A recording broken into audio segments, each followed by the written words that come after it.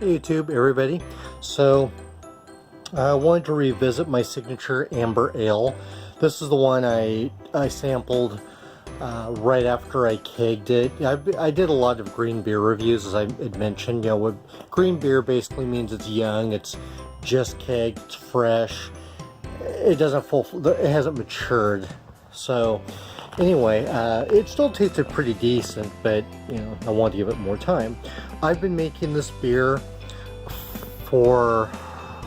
since about 2005 or 2006. I call it my signature amber just because I love the recipe so much. It's one I took that I modified pretty heavily, and I like it. So here's what it looks like. Okay, look at that beautiful color.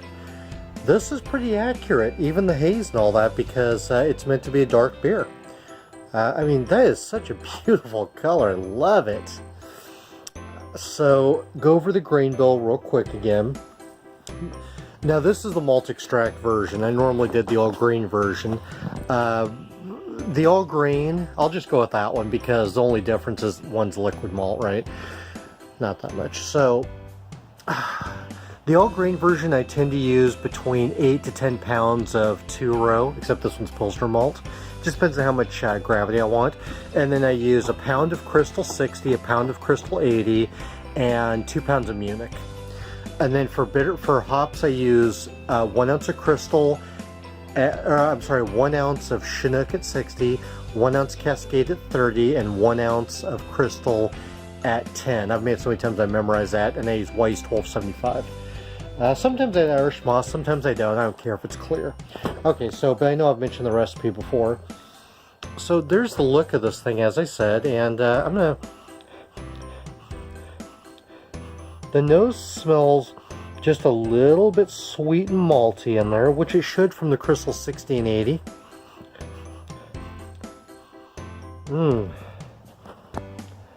Okay, well, it's not clear, it's cloudy, but it's a darker beer, so I expect it to be. To me, it looks like maybe a deep copper, even though I say it's an amber. It's a good shade of a mahogany. So, oh, the flavor has really improved in those 2 weeks since I kegged it, considerably. So, I'm gonna get back here a little bit. I'm like right in the camera. So, I'm gonna hold this thing here. It's not too easy. I'm not used to filming from my cell phone. Usually I use my webcam, but yeah, I'm gonna bring my desktop out here, right? I'm gonna sample this again here, because I just keep ranting.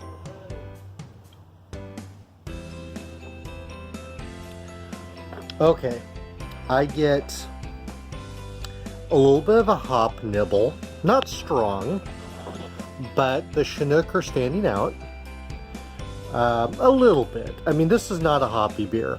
I think it scales at about 40 IBU, if I remember correctly. I don't remember what the alcohol is on this, not looking. It's around 5%. A little bit of hop nibbling, but the malts are definitely present.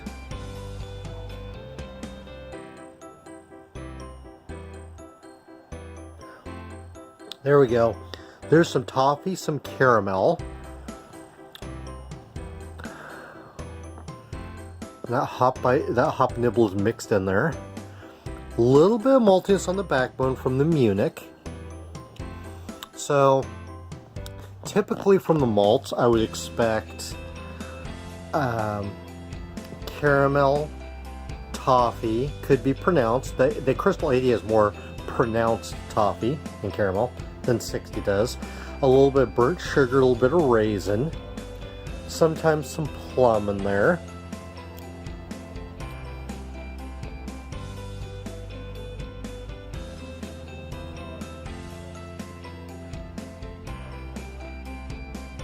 And then, yeah, the maltiness on the backbone is just soft and gentle. It just kind of creeps up on you a little bit, but I'd say the 2 crystal malts and that hop, the Chinook, stand out the most in there. Now, the Cascade for flavoring That should give, well, Cascade's known for grapefruit citrus flavors. I'm not getting too much of that, and then the crystals, also known for some very light, could be floral flavors. Let me see if I get that out of it.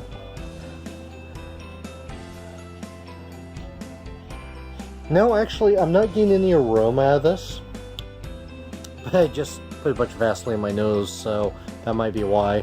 This is not intended to be a very aromatic beer. I never made it for it to be that, so I'm okay with not smelling much of those. Sometimes I do, sometimes I don't. Let me try one more sample here.